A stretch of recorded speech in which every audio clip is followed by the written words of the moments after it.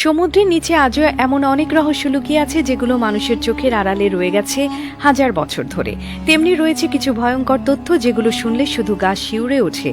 আজ আমরা জানবো এমন top 5 mysterious facts about ocean, অর্থাৎ সমুদ্র সম্পর্কে 5টি ভয়ঙ্কর এবং রহস্যময় বাস্তব ঘটনা যেগুলো বিজ্ঞানের চোখেও আজও পুরোপুরি ব্যাখ্যাতীত। মারিয়ানা ট্রেঞ্চ, পৃথিবীর সবচেয়ে গভীর গহ্বর।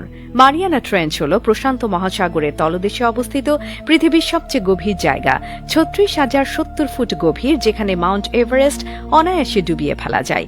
এত গভীরে চাপ এতটা বেশি যে সেখানে লোহা গুড়িয়ে যায়, আলো পৌঁছায় না এবং তাপমাত্রা হিমাঙ্কের কাছাকাছি। এর ভেতরে এমন কিছু অদ্ভুত প্রাণী বাস করে যেগুলোর চোখ নেই, রক্ত নেই, তবুও তারা বেঁচে আছে। আজও এই গহ্বরের অনেক অংশ মানব চক্ষুর অদেখা। দ্য ব্লুপ, সমুদ্রের নিচে অজানা শব্দ। ১৯৯৭ সালে national oceanic and atmospheric administration দক্ষিণ প্রশান্ত মহাসাগরে একটি অদ্ভুত বিশাল শব্দ রেকর্ড করে, যেটি ১,০০০ কিলোমিটার দূর থেকেও শোনা গিয়েছিল।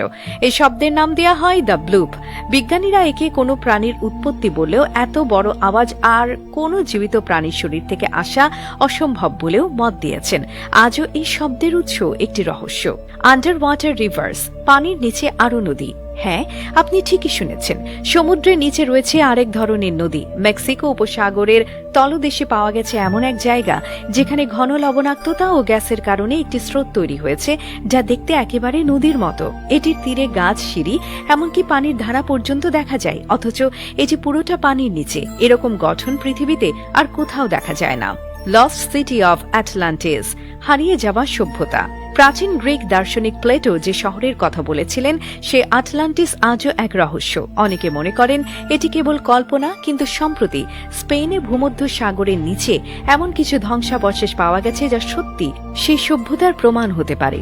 এই শহর যদি সত্যি পানির নিচে হারিয়ে গিয়ে থাকে, তবে এটি ছিল পৃথিবীর সবচেয়ে উন্নত প্রাচীন সভ্যতা, যার প্রযুক্তি, নগর ব্যবস্থা এবং জীবনধারা আধুনিক সময়ের চেয়েও উন্নত হতে পারে। ওশেন ডেড জোনস, মৃত্যুপ্রবণ অঞ্চল। বিশ্বের বিভিন্ন সাগরে এমন কিছু অংশ রয়েছে যেগুলোকে বলা হয় ডেড জোনস।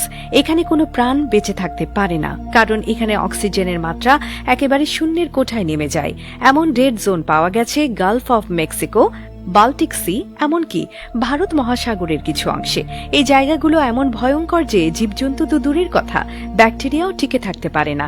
এই মৃত্যুকূপ তৈরি হয় মানুষের দূষণ, তেল নিঃসরণ এবং জলবায়ু পরিবর্তনের কারণে।